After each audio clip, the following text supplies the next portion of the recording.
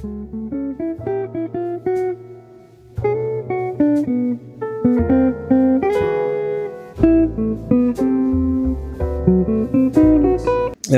10 atpakaļ biju karostā, un jūs neticēsiet, bet karostu man saistās ar adžiku un vārītiem makaroniem. Un es mazliet pastāstīšu, kāpēc tā. Gadus 10 atpakaļ, kad uzsāku mācības Baltijas pastorālā institūtā, tad Agnese un Mārcis, viņi dzīvo, kur viņi vispār dzīvo? Tur viņi dzīvo, ne? Un tur sākās karosts Baptistu draudzes tās saknes, un viņi uzņēma man kā studentu, jo man bija prakses vieta karost, un viņi rūpējās par manīm. Šodien es pat nezinu, pilnīgi svešu jaunu vīrieti uzņem savās mājās, un es abrīnoju Agnesi, viņa tur gatavoja 3 reizes dienā ēst, un tad tāds svešs vīrietis viņu ģimenē tam visam pa vidu, un viena parasta diena atkal ir pusdienas un galdā celtī vārīti makaroni. Es atceros makaronus un adžiku, piedodiet, ka tās divas lietas, tāpēc, ka tā man tāda, tā tajā brīdī varbūt mazliet trauma, jo man likās, ka es izgāzos kā veca sēta. Kāpēc? Tāpēc, kad es nebiju ēdis adžiku. Un es nezināju, ka viņi tāda asa ir, un man tiek uzlikt makaroni, un es to adžiku, tā kā kečupu, tā ritīgi, tā, lai jūt cauri, un es pēc 3-4 karotītēm es jūtu uguns nelaiks.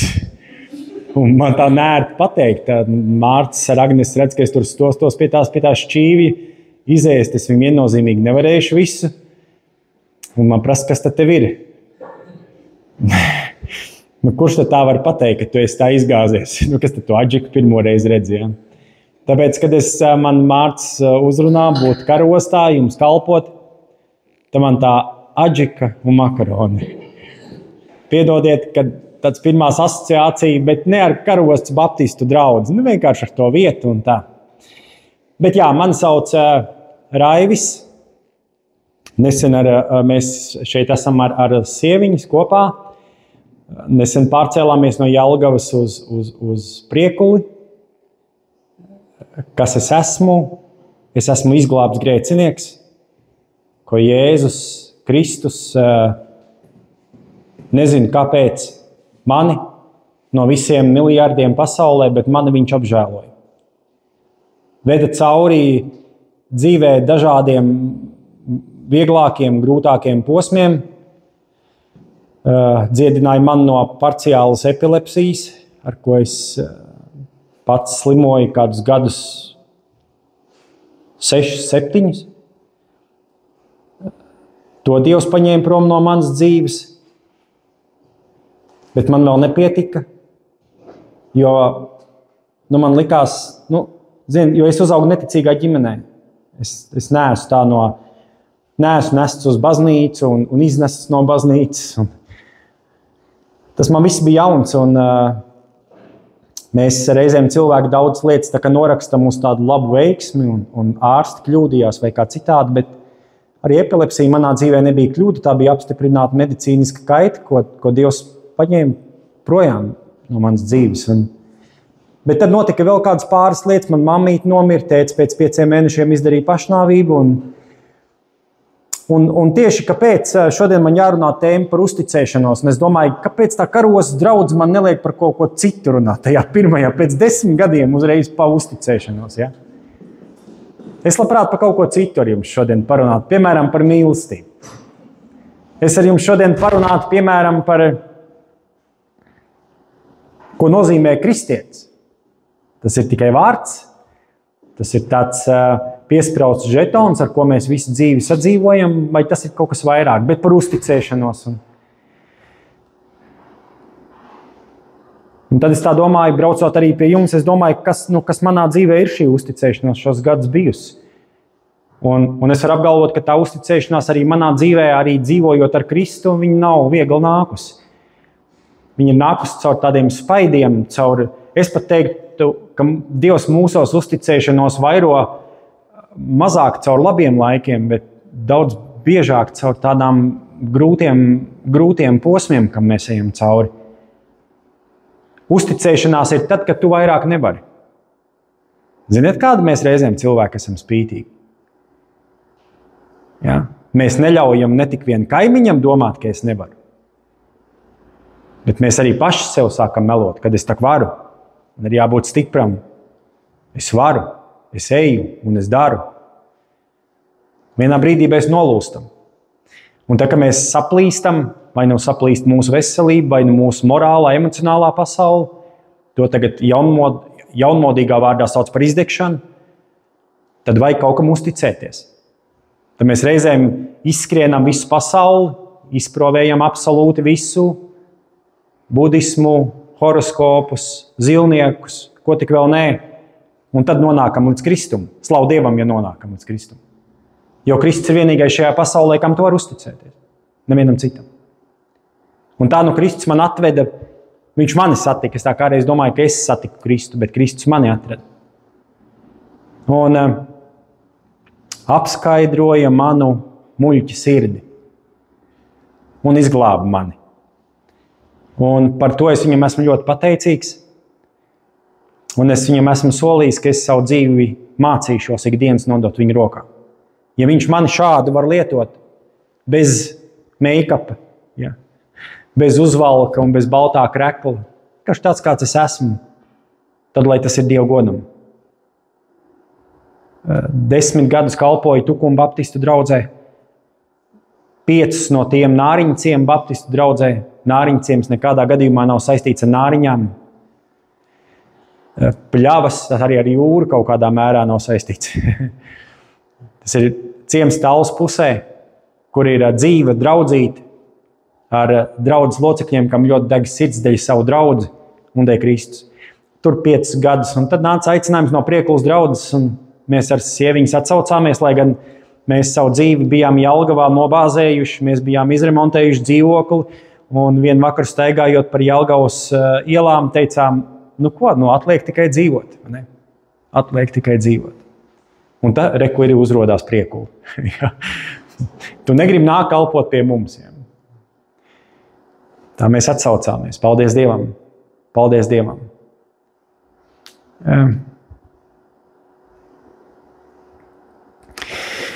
Es šajā neteikšu rītā, pēcpusdienā. Pēcpusdienā mums kopīgi gribu lasīt rakstus un lasīt no Habakuka grāmatas 3. nodaļas, iesākot ar 17. pantu. Un tur ir rakstīti šādi vārdi.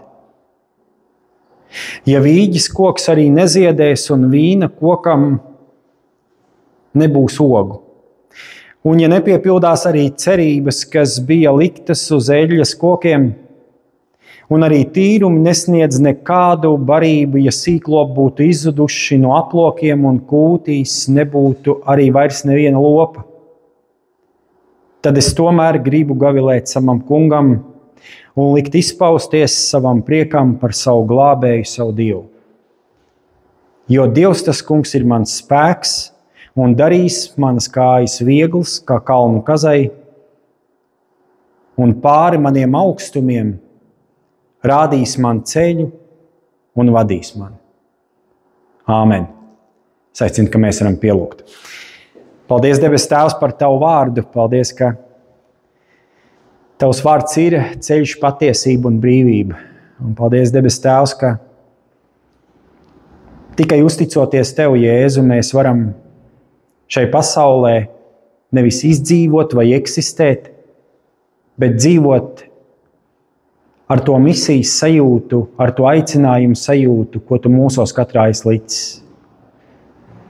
Paldies Tev, debes Tēvs, arī par karostas draudzi, paldies par Mārtu, par Agnesi, paldies par viņu kalpošanu, arī par to, ka mēs šajā pēcpusdienā varam būt Tavā namā, debes Tēvs, un atver mūsu sirdis. Palīdz mums atslēgties no ikdienas darbiem steigas, ka mēs varam ieklausīties, ko Tu mums vēlies šodien sacīt. Tavā vārdā. Āmen.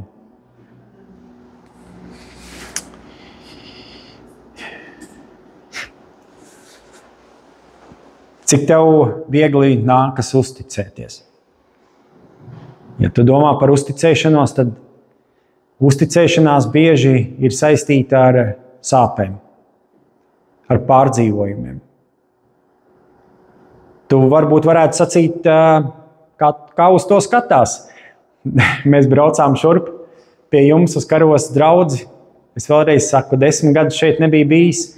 Bieži vien mana sieviņa ir mana navigācija, jo es varu apmaldīties 3 priedēs. Un tad es tā ierakstu Karostas baptistu draudzi. Man tur tā zilā līnija ved. Mums viena māsiņa brauc līdz Mudīte, un viņa saka, ka tur tajā aplī taisni nebrauc, turētu būt tilts ciet, griez pa labi, apbrauksim, lai nav jābrauc apakaļ.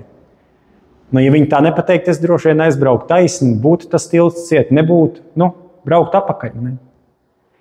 Bet arī tai navigācijai mēs varam uzticēties un akli uzticēties nevajag, jo navigācija tev var aizvest klaju mežu malā un sacīt, ka tu esi sasniedzis savu gala mērķi, lai gan gala mērķis nav ne tuvu tam. Mēs varam uzticēties, varbūt, ka mūs mīl mūsu vecāki. Mēs varam uzticēties, ka mēs dzīvojam brīvā Latvijā. Mēs tā mazliet pieskārāmies brīvībai.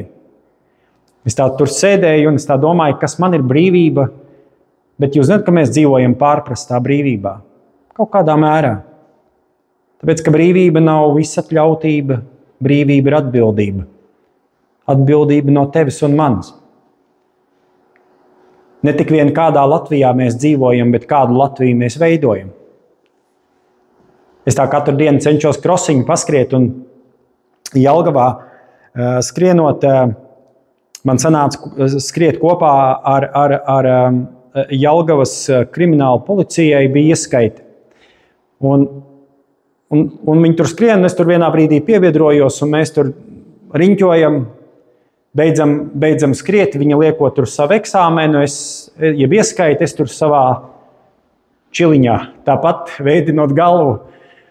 Un došos mājās, un tur 3 zēni, kas savā starpā tur ākstās, un viens nomet tur čipšu paku, viens izsmēķi, un es eju garām, un es pats eju un iemetu viņus miskastē. Un tas viens man saka, muļķis, ko tu dari? Un es apgriežos un eju pie viņiem. Puiši, kādi 16, 17 gadus veci. Un es saku, ka es neesmu muļķis. Es vienkārši gribu dzīvot, jeb sportot vidē, kas ir tīra, nevis samētāta. Es saku, un tā kā es esmu latvietis un dzīvoju Latvijā, tad man ir svarīgi, kādā vietā es dzīvoju. Ne? No vienas puses parādīt piemēru vieniem puišiem, kam varbūt tas nav iemācīts, bet es tā arī domāju, mēs tā reizēm mētājamies ar vārdu patriotisms, bet patriotisms jau nav tikai karodziņu uzvilkt piespraust. Ne? Tā ir arī atbildība būt latvietim, dzīvot savā zemē, piekrītu brīvībā, ko mums varbūt vajag mācīt vairāk novērtēt. Bet tā ir atbildība. Atbildība, kā tu šeit dzīvo.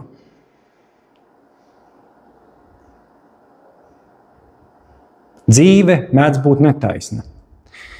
Par to es esmu pārliecinājies daudzkārt. Tad, kad mums liekas, ka dzīvē viss ir sastājies savās vietās, tad mēdz būt tā, ka notiek zemestrīces un sagrūst mūsu kaut kādu priekšstatu par šķietamu laimi vai par mierīgām debesīm, kā mēs to redzam Ukraina, Izraela šajā brīdī. Paldies Dievam, mums nav karš un mēs karadarbību tā, es domāju, šī paudze, kas mēs šeit esam, mēs nemaz neesam piedzīvojuši. Bet tāpat laikā mūsu dzīvē var sagrūt priekšstatu par daudz ko citu. Mums var sabojāties mūsu veselība, mēs varam pazaudēt kādu tuvu mīļu cilvēku savā dzīvē. Mēs varam iet cauri kaut kādam tūkstneša periodam, un mums var likties, viss bija tik labi, un pēkšņi es nezinu, kas notika. Es tā esmu runājis ar cilvēkiem, kur nākuši pie mani, kā pie mācītāja jautājuši, Raivi, kas īsti notika? Es nevaru atbildēt, kas īsti notika. Man nav visam atbildes. Bet es zinu, ka dzīve mēdz būt netaisna. Ka dzīve mēdz būt sāpju un ievainojumu pilna. Un es domāju, ka mums arī kā kristiešiem vajadzētu dzīvot mazliet ar tādu realitāti, ka jeb neklausīt labklājības evaņģēlijam, ka tev tik vajag noticēt uz Jēzu un tev dzīve ies kalnā. Slavu Dievam par tiem kalniem.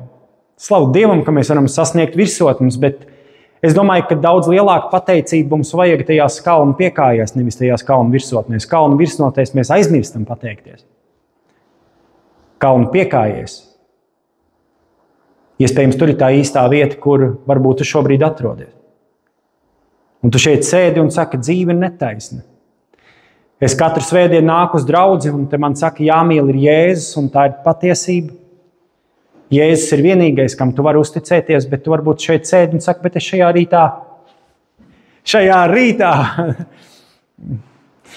šajā pēcpusdienā tā absolūti nejūtos. Ģimenē neiet, laulībā neiet. Kaut kas ir saplīsis. Un tad, kad plīst mums kaut kas dzīvē, tā nav. Mēs tā reizēm mēdzam traukus salīmēt. Esat kādreiz līmējuši traukus? Ļoti, vai ne? Kāds pamāja ar galvu, kas tad trauks līmē, bet es atceros, manai vecmāmiņai saplīs viena kristāla vāze. Tas bija apmēram tā, ka gabals no sirds būtu saplīsis. Viņa līmēja, lai tā vāze būtu. Bet tā, ka kaut kas saplīs dzīvē, bieži vien mēs ir lietas, ko tu vairāk izmainīt nevari. Tu nevari izmainīt pateiktus vārdus. Mēs daudz ko nevaram izmainīt. Kas ir bijis, ir bijis. Atklāsmes grāmata saka, viss ir taps jauns. Mums reizēm ir grūti noticēt jaunajam, jo mēs ļoti koncentrējamies uz to, kas ir saplīsis dzīvē. Arī mazajam pravietim Habakukam 3 nodaļas tikai viens ļoti dzīvs dialogs. Habakuks, Dievs, Habakuks. Tā viņi tur ecējās abi divi. Habakuks tā pavisam sasparojies par to, par ko te viņš tur tā ir satraucies. Ka es mājās savā, ja tev vispār ir klusums, tā šobrīd dzīvē, es nezinu, kur tu esi. Tu varbūt saka, man nav neviena vieta, tāds kluss stūrīts, kur es vispār varu Dievu sadzirdēt. Bet atšķir 1. nodaļu palasa, par ko tā Habakuks tik ļoti pārdzīvo. Un viņš saka, cik ilgi, kungs, lai es saucu pēc palīdzības, un tu nedzirdi. Cik ilgi, lai tavas ausīs atskan mana saucienu par varmācību, un tu nesniedz palīdzību. Un Habakuks ir tik ļoti kaut kādā mērā vīlies Dievā, ka viņš redz apkārt, viņš redz mokas, viņš redz pretestību, viņš redz varmācību, un Dievs neko nedara. Un es nezinu, kā tev ir bijis dzīvē, ka man, par ko es šodien runāju, es runāju izfiltrējot to caur, es izlaižu to, ko es saku jums, es laižu caur savu dzīvi, ko es esmu piedzīvojis, ka man ir bijuši periodi, kur liekas, Dievs tiešām neko nedara. Viņš ir guļ tajā laivas stūres galā uz saviem spilveniem. Un gribās reizēm pieiet un tos spilvenus izsist no viņa guļas vietas un tā kā mazliet tā kā sabužināt viņu un piecelt kājās un teikt, Jēzu, vai te tu neredzi, kā man iet? Viņš tur guļ.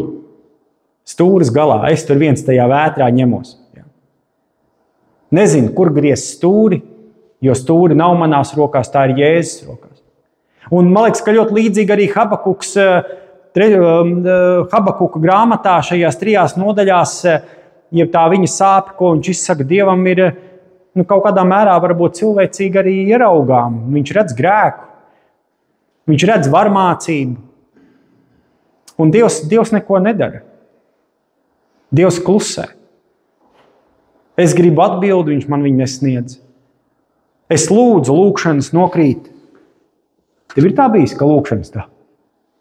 Tur gribās tā, kur neaizgāja līdz Dievam. Liekas, ka Dievs nesadzird. Tāda ir mūsu dzīve. Man prieks, ka jūs kādu vismaz pamājat galvu, jūs man neliekat justies vainīgam, ka man vienam tā ir. Ja? Tad es būtu tāds mazliet dīvains kristietis, kurš ir atnācis neīstā vietā. Bet mēs kaut kādā mērā cīnāmies, mums reizēm liekas, mēs cīnāmies ar cilvēkiem un pasauli, bet patiesībā jau tā lielākā cīņa ir tev pašam ar sevi. Mēs ar sevi netiekam galā. Tā ir. Mēs netiekam ar sevi galā. Mēs gribam, varbūt reizēm pat īsti nezinot, ko mēs gribam. Pateicība. Par ko pateikties? Par ko pateikties situācijā, kad tev apkārt pasaulē kliedz, kad viss ir slikti? Kad karš klaudzina pie Latvijas namdurvīm, tepat ļoti netāli ir Ukraina, un tu redz visu apkārt, kas notiek. Un tad esi tu arī ar tām savām raizēm, savām problēmām, saviem dzīves izaicinājumiem, un Dievs neko nedara. Un gribās pamodināt Dievu, Dievs klusē. Un Habakuka kliedziens ir pavisam vienkārši Dievs, tu atmodies beidzot. Atnāc man palīgā, ieraugi, kas notiek pasaulē, un tu tajā visā stāstā esi ielicis mani, kam ir jābūt par ziņnes cilvēkiem, kas mani nedzird. Mēs dzīvojam samaitātā pasaulē. Mēs dzīvojam morāli netīrā pasaulē. Un tajā aug tavi bērni, tajā esi tu, un tajā ir Dievs. Un tajā ir tava draudze. Un ļoti iespējams, ja mums būtu tādi līdzekļi, mēs varbūt reizēm arī savu dzīvesvietu izvēlētos pavisam citur. Ir latviešiem tāda dziesma mežā būdiņu tev celšiem. Gribās reizēm sacelt mežā būdas, lai paglābtos no šīs skaudrās realitātes, kurā mēs arī kā ticīgi cilvēki, kā Dieva bērni esam likti un kurā mēs dzīvojam. Samaitātā pasaulē, kurā cilvēki ievaino viens otru. Gan fiziski, gan morāli. Tiek pārkāpti visi ētiskie, morāls un garīgie principi. Tā ir šodienas realitāte. Un jūs varbūt sēžat un domājat, ko tas Mārcis ir atsūtījis. Tā jau ir tik slikti, un te vēl viens skeptisks Raivis, kas saka, ka viss ir slikti. Bet es kaut kādā mērā droši vien būtu liekulis, ja es arī to ainu mums uzzīmētu gaišu un saulainu. Jā, es priecājos, ka mūsu tās ģimenes, un es arī ceru, ka tava ģimene ir viena no tām, kas var būt kā mums tāds batuts, kurā mēs tur neiet darbā, tur cīņas, ārā cīņas, iekšā cīņas, saka Pāvils. Bet mājas var būt tā vieta, kā tas batuts, kur es atkal dabūnu ritmu dzīvē, kur es varu atvilkt elpu kopā ar saviem tuviem cilvēkiem. Habakukam jau tā nav. Viņš patiesi ir viens starp vienu grēcīgu cilvēku saimi, un viņam tas viss ir jānoskatās no malas. Un vēl jau vairāk Dievs neko nedara. Un šodien, ja man ir jārunā par uzticēšanos kā tēmu, tad es nedrīkstu nerunāt par bailēm. Tāpēc, kad uzticēšanās ir ļoti cieši saistīta ar bailēm. Mums ir bail uzticēties tiem, kas mums ir darījuši pāri dzīvē. Es zinu, ka bailēm ir dažādas sejas. Tāpat kā uzticēšanai, vārdam uzticēšanās, ir dažādas sejas. Šodien mazliet par to tādu skarbu realitāti, kurā mēs atrodamies. Tu zini, kad ir arī bailes no Dieva liktas cilvēkā? Iedomājies, ja tev nebūtu baila iet pāri pa ielu dzīvā satiksmē. Tev nevajadzētu ne gājēji pārējais, tu lidot ar lidmašīnu, ar ģimeni atpūsties, tu vienā brīdī pateikt, gribu izkāpt un laukā. Tev kāds teikt, tu ņem izpletni, tu taču nevajag. Gan jau, viss būs labi. Jā. No vienas puses tu vari Dievam pateikt paldies, ka tev ir bailes. No otras puses bailēm ir otras sejas. Bailes mūs dzen izmisumā. Bailes mums saka, es nekad vairāk cilvēkiem neusticēšos. Nekad. Nekad. Es esmu tik ļoti sāpināts dzīvē. Nekad. Un cilvēki noslēdzas. Cilvēki aizliek sev tādu aizsargu mūru priekšā un saka, tikai ne cilvēkus. Tā notiek. Mēs viļamies cilvēkos. Tu varbūt esi šeit draudzē un tu varbūt saka, es esmu vīlies kādos cilvēkos, ar ko man katru svētdienu kopā šeit ir jābūt. Tu varbūt aizēji savā darba vietā un tu saki, kaut tas tur nebūtu. Nevar uzticēties, man nodarīja pāri. Jo ziniet, kad rētas vissmagāk dzīst. Tad, kad ievaino cilvēks, ko tu pazīsti. Vismaz tev šķita, ka tu viņu pazīsti. Reizēm fiziskāks trieciens ir daudz mierīgāks nekā, ka tev ievaino morāli un emocionāli. Ar tām morālām un emocionālām rētām mēs bieži vien sadzīvojam visu dzīvi. Un liekas, vienmēr uzrodās kāds, kas iekais sāla brūcē. Tā ir. Jā, mums ir jābūt pateicīgiem par cilvēkiem, kas arī tavai dzīvei piešķir krāsas, krāsainību. Kas pasaka, nav viss tik palēks, kā izskatās, kad ir arī skaistais, ko novērtēt. Jo, ja arī es kā kristietis tikai eju ārā un ja pieceļos katru dienu ar pelēcīgu skatu uz dzīvi, tad droši vien ar kaut kas nav kārtībā. Tad varbūt ir tas Dievs, kas bija Habakukam, kurš patiesībā jau neko nedara manā dzīvē.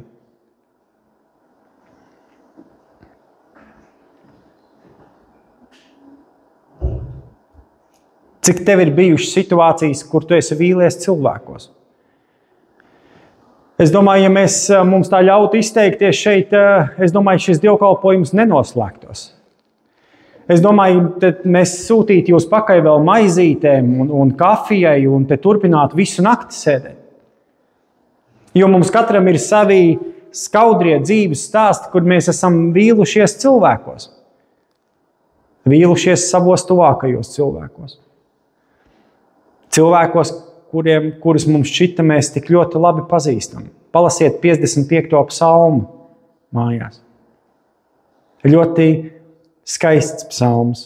Kaut arī smaga doma, bet skaists psalms. Kas tad ir tas vajātais, ar ko es esmu tajā kunga namā nācis? Tas ir tas vajātais, no kur es aizbēgt nespēju.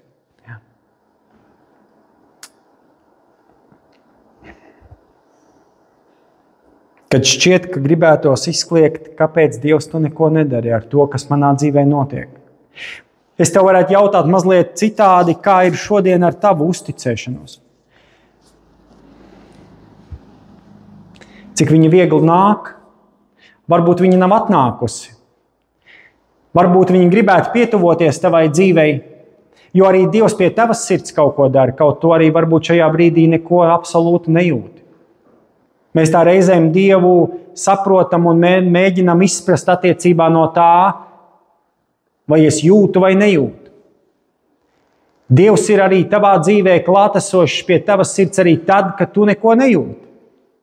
Tāpēc, ka Dievs neskatās, tu šodien neko nejūti, labi, tad es ar par tevi neko nejūtu. Aizej, paņem atvaļinājumu no tavas dzīves. Nē, Dievs ir arī klāt tad, kad tev ir smagi. Un es pat teiktu vēl vairāk, Dievs tavā dzīvē iesaistās tieši tad, intensīvi. Tas vissmagākais darbs pie tavas dzīves ir tad, kad tu neko nejūti. Tad notiek lielākais darbs pie tavas saplēstās sirds, kura ir sasista lauskās. Un tu staigā pa to dzīvi un centies uzlasīt tās lauskas no tās grīdas un salīmēt kopā, un neviena līme viņas netur kopā. Un tu tur staigā ar sauju pilnu lauskām, un tu saki, es Dievs nezinu, ko ar to darīt. No vienas puses gribētu noslēgties, no otras puses tu gribētu uzticēties, bet tu nevari uzticēties. Tāpēc, ka tev ir nodarīts pāri. Pasaule, kurā tu esi. Cilvēki, kurā tev ir bijuši līdzās, kur tev ir izvērējuši mīlestību, uzticību, tie tev ir nodarījuši pāri. Tie paši tuvākie. Tie paši mīļākie, tie ievaino. Tie saplēš sirdi lauskās. Un mēs nezinām, ko ar to izdarīt. Mēs esam apjukuši un vīlušies. Mēs esam izmisumā. Un tad bieži vien nekas cits neatliek, kā aizskriet pie Dieva. Man ir žēl, ka es to saku. Un ziniet, par ko man ir žēl? Ka mēs reizēm pie Dieva ejam kā pie pēdējā, nevis kā pie pirmā. Kā pie pēdējā. Kā pie pēdējā. Mums Jelgavā, es nezinu, kā jums Karostā, bet mums Jelgavā ir diennakts veikals Mego. Tad uz to veikalu iet kā uz pēdējo. Tu vari iet vienos, tu vienalga kaut ko tur nopirks, ko tev vajadzēs. Ja? Apmēram, piedodiet par vulgāru salīdzinājumu, uz mego kā pie Dieva, kā pie pēdējā, jo mēs zinām, ka viņš ir vaļā. Bet kāpēc mēs neejam kā pie pirmā? Kā pie vienīgā? Mēs iztaigājām sētsmales, grāvjus, slapi noplukuši ar savu saplēsto sirds vāzu rokās. Meklējam palīdzību vēl pie cilvēkiem un atcitamies vēl vairāk. Un ziniet, kas ar mums tad notiek? Mūsu sirds paliek kā akmens. Mūsu sirds nocietinās.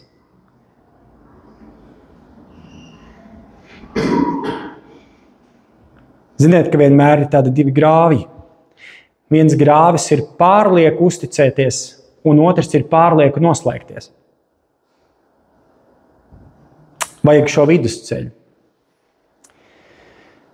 Un Habakukam ir šis dialogs par šo grēcīgo vietu, kurā viņš ir par tiem varas darbiem, ko viņš redz. Un viņam šķiet, ka Dievs neko nedara, bet patiesībā Dievs dara, Dievs iesaistās. Un tās 3. nodaļas noslēgums ir tie kulmināciju panti. Es viņus nosaucu par tādiem padošanās pantiem. Nesajauciet nevis badošanās, bet padošanās pantiem. Tad, kad Habakuks padodās, ziniet, kad suns kož? Tad, kad viņš stūrī iedzen. Tad viņš paliek nikns. Patiesībā jebkurš zvērs, arī kaķis, iedzen viņu stūrī.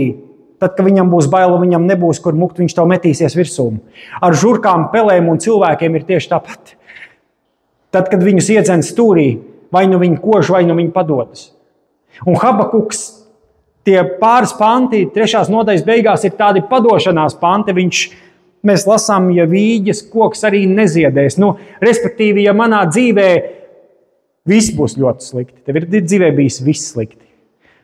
Viss ir bijis slikti. Un tev nāk tādi pārliecinātāji un tev sit pa plecu un saka, viss būs labi. Un tu saki, ejiet no manis prom, jo viss ir slikti un es neticu vairāk labajam. Tad Habakuks saka, ja viss ir slikti tavā dzīvē šobrīd, ja tu staigā ar savu saplēsto sirds vāzi pa pasauli, tu blandies kā tāds noklīdis suns, tev mājās nav ko darīt, tur mani nesaprot, es esmu kā no laivas izmests. Habakuks saka, tad es gavilēšu savam kungam, savam Dievam, jo viņš ir vienīgais. Vienīgais. Un man ir žēl, ka arī kaut kādā mērā mūsu kristiešu sabiedrībā, es nerunāju par visiem, es būtu melis, pat daļu kristīgo sabiedrību, kur iet pie Dieva ir palicis tāds mazliet tāds atšķaidīts sauklis, kam vairāk nav seguma. Bet tie ir meli. Tie ir sātana meli, jo Kristus ir vienīgais ceļš tavā dzīvē. Vienīgais tas patiesais, kam tu vari šodien uzticēties arī cauri savām sāpēm. Ka tu zini, ka viņš tev pieņems ar visām tām savām lauskām. Un viņam ir līme, kas to var salīmēt. To visu atkal sadabūt kopā. Tevi salikt atkal kopā, kur varbūt skatīsies uz tevis un tevī redzēs rētas, bet tevī neredzēs sāpes. Un es domāju, tā ir tā atšķirība. Mūsos var redzēt rētas, bet neredz sāpes, tāpēc, ka sāpes paņem projām Kristus. Ja mēs paliktu ar savām rētām un sāpēm, mēs nevienam vairs nespētu piedot. Tāpēc, ka sāpes notur nāves stāvoklī. Pie Kristus nākot, Kristus paņem projām sāpes un atstāja tās tavas rētas. Man ļoti patīk 40. psalms. Mans mīļākais psalms. Tas nenozīmē, ka es nelasu citus psalmus, ja? Bet mans mīļākais psalms. Un ļaujiet man nolasīt. Un tur Dāvids saka, es gaidīju uz to kungu, un viņš noliecās pie manis un uzklausīja manu saucienu. Viņš mani izvilka no ciešana bedres, no dubļainām dūņām un cēla manas kājas uz cietas klints. Tas, ko es saku, ir palikušas rētas, bet vairs nav sāpes. Aizej mājās un padomā par sevi. Vai ir rētas kopā ar sāpēm, vai ir tikai rētas? Ja ir tikai rētas, tad tas ir tas, ar ko tu vari lepoties. Tas stāsta par cīņu. Tas stāsta par to, ka Dievs tev kaut kam ir vedis cauri. Bet viņš tev nav atstājis ar salauztu sirds vāzi. Ļaujiet man tā salīdzināt. Bet viņš tev ir atstājis rētas un tavu vāzi, tavu iekšējo pasauli ir atkal salabojis. Un ir paņēmis projām sāpes.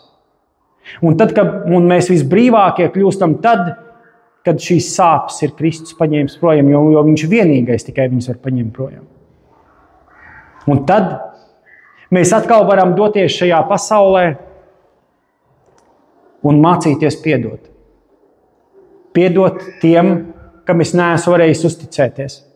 Piedot tiem cilvēkiem, kas manā dzīvē no mīlestības autoriem ir kļuvuši par ienaidniekiem. Tikai tad, kad ir ētas un vairāk nav sāpes, kur mēs esmu ļāvis Kristum viņus paņemt projām. Tad es varu savā dzīvē izteikt šos vārdus, ko saka Habakuks, noslēdzot 3. nodaļu. Proti, jo Dievs tas kungs ir mans spēks un darīs manas kājas vieglas kā kalnu kazai, un pāri maniem augstumiem rādīs man ceļu un vadīs man. Pāri maniem augstumiem. Man tas liekas tik bagāti. Tā pāri maniem augstumiem. Kas tad ir mani augstumi? Bieži vien mana lepnība, mana augstprātība. Pāri maniem augstumiem, pāri manām rētām viņš vadīs, paņems projām sāpes, lai tu varētu piedot nepiedodamajam. Lai tu varētu sēdēt kopā ar tiem grēciniekiem un muitniekiem pie tā viena galda un turēt mīlestību. Bet tikai tad, kad tu esi ļāvis Kristum atstāt sevī rētas un paņem prom sāpes. Tad sastopamies ar vārdu: es mācos atkal no jauna uzticēties. Mācos uzticēties. Un tad, ja tu dzīvē piedzīvos brīdi, kur tev liekas, es esmu iemācījies uzticēties, tev ir atkal jāpaskatās uz savām lauskām, ko Kristus ir salīmējis. Lai Dievs mūs svētī. Āmen.